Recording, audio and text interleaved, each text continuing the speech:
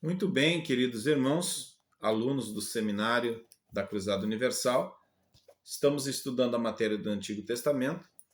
Mais uma vez estou explicando que eu não estou lendo esta apostila porque todos os alunos receberam esse material didático, né?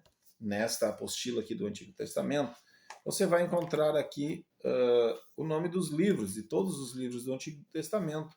Vai encontrar aqui o autor, a data do livro.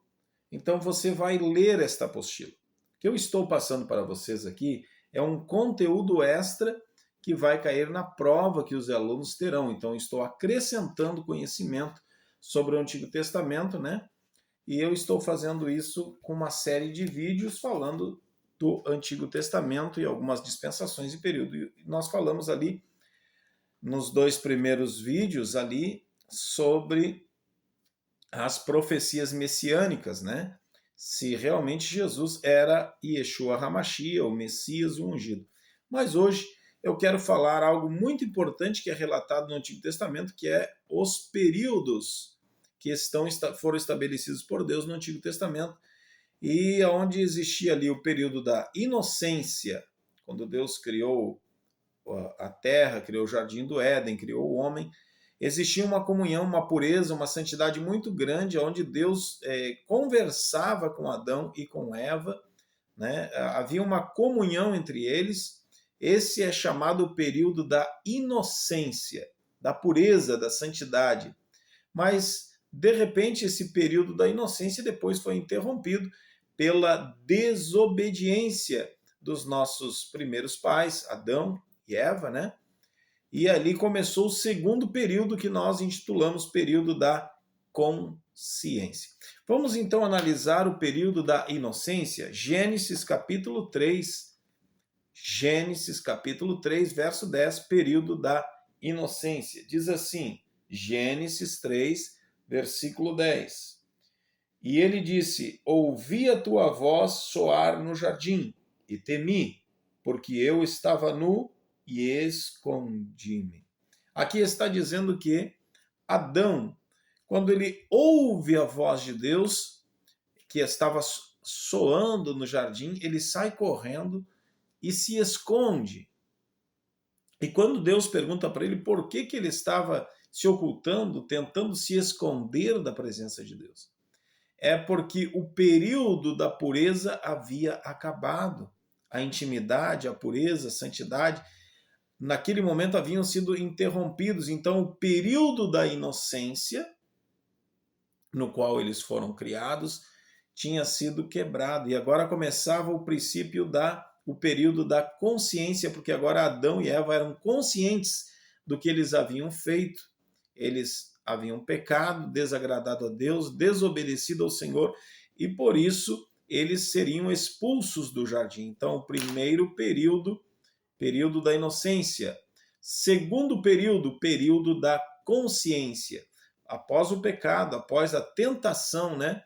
A serpente ali lança a tentação, e essa serpente, segundo a Bíblia, era o próprio Satanás, né, que estava ali tentando, entrou na serpente para fazer ele tentou a Eva, que acabou cedendo à tentação, desobedecendo a Deus e também levando ali o convite ao seu esposo, que da mesma forma desobedeceu a Deus. Então, ali nós vemos o período da inocência, quando era tudo pureza, tudo muito maravilhoso, né?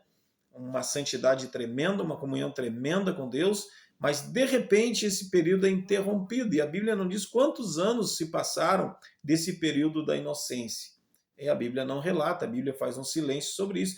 Então nós não podemos afirmar quanto tempo durou esse período de bênção, né, do período da inocência, da santidade, onde Adão e Eva adoravam a Deus, louvavam a Deus, e era tudo maravilhoso, não existia doença, não existia dor, não existia sofrimento, era um verdadeiro paraíso, né? E o Senhor tinha dado uma ordem para Adão e Eva, que eles poderiam comer de todas as árvores, todos os frutos, menos do fruto da árvore do conhecimento do bem e do mal. Mas o que acontece é que eles acabaram desobedecendo, e isso gerou ali o pecado, e o pecado gerou a morte espiritual, né? Quando o Senhor disse àquele primeiro casal que o dia em que vocês comerem desse fruto, vocês certamente morrerão. Só que Satanás induz então os nossos primeiros pais a tentarem, a pecarem, e ele diz: não, Deus está mentindo, vocês não vão morrer, vocês ficarão, os olhos de vocês serão abertos, vocês serão como Deus, conhecendo todas as coisas. Vocês... Ali Satanás conseguiu iludir, né? Sempre colocando algo muito agradável, e viu a mulher que o fruto da árvore era bom, era agradável, então ela comeu, ela não resistiu e ela caiu em transgressão. Então, ali acontece o segundo período, que é o período da consciência. O homem agora ele é consciente do seu pecado e ele tenta se esconder do Senhor. Ele quebra aquela aliança com Deus, ele desobedece ao seu Criador e o Senhor vem ao encontro do homem, né? E ali Adão diz: olha, eu ouvi a tua voz e eu me escondi porque eu estava nu. E Deus pergunta a Adão: quem foi que disse a você que você estava nu? Você comeu da árvore que não deveria provar, você desobedeceu a minha palavra, e ali então começou esta maldição do pecado sobre a raça humana. Então ali período da inocência e o período da consciência. Depois nós vamos ver, irmãos, depois que passa o período da inocência, da pureza, vem o período da consciência, onde entrou o pecado, onde Satanás conseguiu iludir os nossos pais. Adão conheceu a sua mulher. E ali vem a descendência de Adão e Eva. Por que eu estou falando isso? Nós estamos estudando o Antigo Testamento e nos dias que nós estamos vivendo existe muito texto fora de contexto, criando pretexto e criando uma heresia. Existiu ali um profeta na era passada chamado William Marion Branham, era um pregador da década passada, onde esse pregador, esse profeta se intitulava Elias. Ele dizia que ele era o Elias que haveria de vir para anunciar a volta de Jesus. Então ele se intitulava o Elias. E esse pregador disse que Caim não era filho de Adão, e sim Caim era filho de um relacionamento entre Eva e Satanás. E Eva, então, teria tido um relacionamento com Satanás e teria nascido Caim. Mas nós estamos estudando o Antigo Testamento e nós não podemos tirar um texto de contexto para criarmos uma heresia, como muitos fazem. E quando ele ele criou essa doutrina, isso se espalhou pelo Brasil afora e muitas pessoas acreditaram nessa mentira de Satanás que Caim era filho de diabo devido a um fruto, a um adultério entre Eva e Satanás. Isso é uma mentira, né, descabida, e nós vamos provar isso à luz da Bíblia. Então é por isso importante, a importância de estudarmos a Bíblia, de termos a Bíblia como única regra de fé e prática, e lermos a palavra de Deus, pedirmos a orientação do Espírito Santo e analisarmos todas as doutrinas, todos os ensinamentos à luz da palavra. Então, para provar que essa suposta revelação aí desse suposto profeta, William Branham, que disse que Caim era filho do diabo devido a um relacionamento entre a Eva e o diabo, que nasceu Caim, para provar que isso é uma mentira, que não é verdade, vamos ler o texto bíblico, então, que nos fala isso aqui no livro de Gênesis, primeiro livro da Bíblia Sagrada, capítulo 4. Gênesis, capítulo 4. Aqui eu estou provando que essa profecia de que Satanás teve um relacionamento sexual com Eva e aí nasceu Caim é uma mentira, né? Tanto Caim como Abel foram gerados por Adão e Eva. Isso está bem claro no texto bíblico e vamos então à palavra. Diz assim, Gênesis capítulo 4.